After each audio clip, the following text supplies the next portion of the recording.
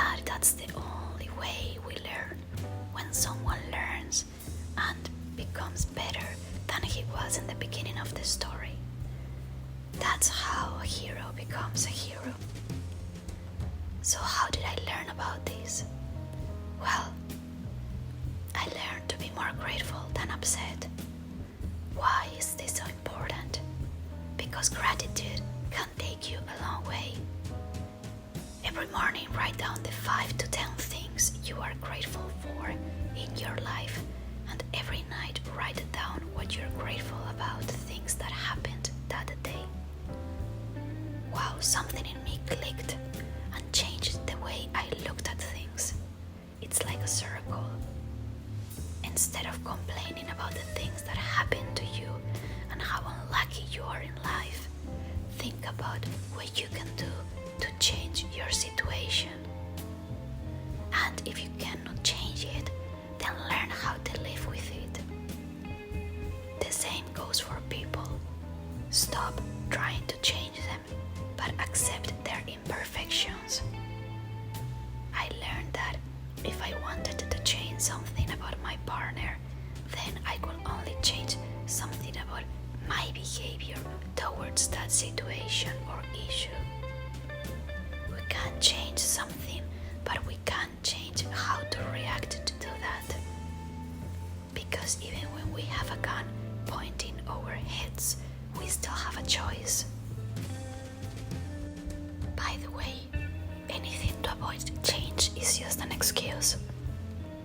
I remember when I told my parents I go to therapy, my dad said, well, at my age at this point in life, it is extremely difficult to change. I'm sorry, that is only an excuse, so you don't have to make the effort or try. It doesn't matter how old you are, there is always change to make space to grow.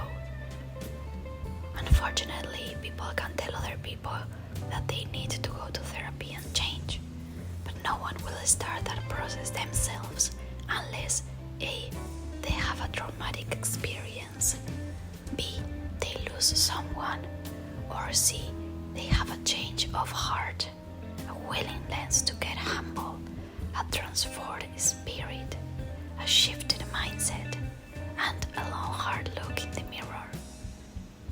Which is the most difficult one, because it's through therapy, and we all believe at some point that we are fine and don't need therapy. Oh, and a coach, it is a type of therapist, by the way. So let's just be honest with your problems. It made me very happy when the first time I told my therapist I felt late to the party, and she actually said that she has patients of all types. Some of them are teens, some of them are in their 20s, some of them are in their 50s, 60s, because it doesn't matter how old you are, but how willing you are to make the change. Turning 30 and learning how wrongly I conceived aging was rebelling and fortunate. I still don't understand why people on their birthday get sad. I mean, I know why, because they realize they are closer to death and time actually flies. I'm just saying, seeing people around them die who don't have a birthday anymore, doesn't that make them happy to celebrate theirs, that they are alive, also every morning when they wake up? It's a gift we are alive, and it should always be celebrated.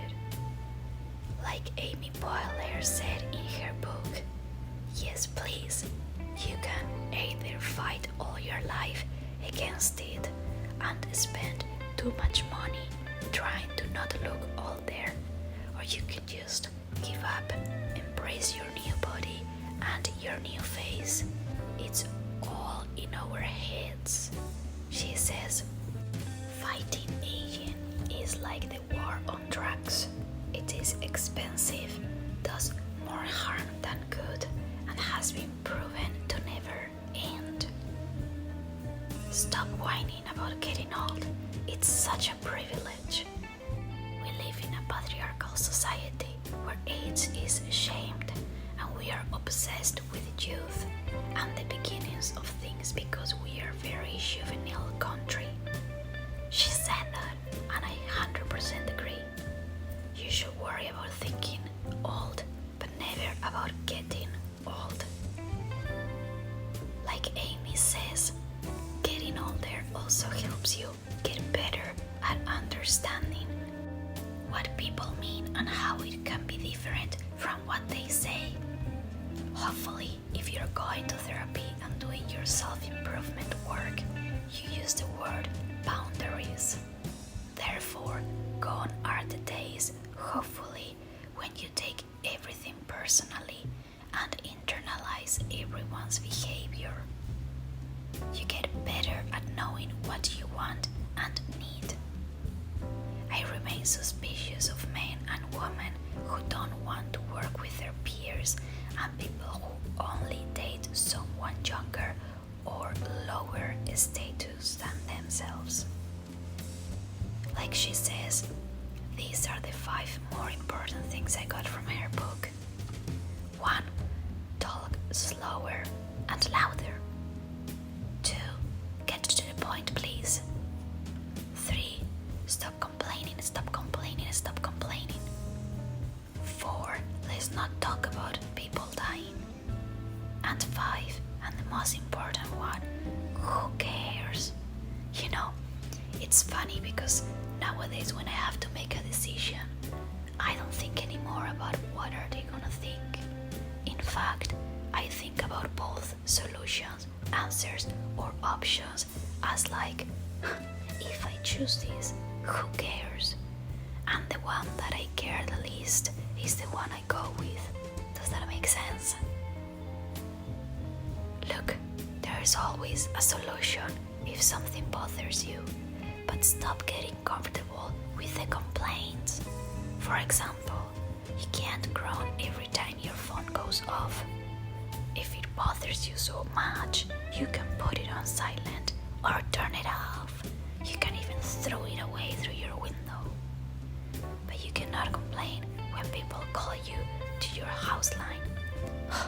Cause they always call when I'm taking a nap. They do it in purpose. Come on, just turn it off, unplug it from the wall. Avoid that pain. Just get rid of it or disconnect it during your naps if really it bothers you that much that people wanna reach out. But anyways, to finalize this video, I wanna emphasize how reading biographies of women and older people who I admire has helped me navigate my thoughts, my feelings, and beliefs. I understand why we can learn so much from other people's stories. This is why I love working as a storyteller and why I feel it's important for all of us to share each unique point of view of the world so we can come closer in a more meaningful way. I also now understand why most people go through the middle-age crisis when their entire self-image shatters.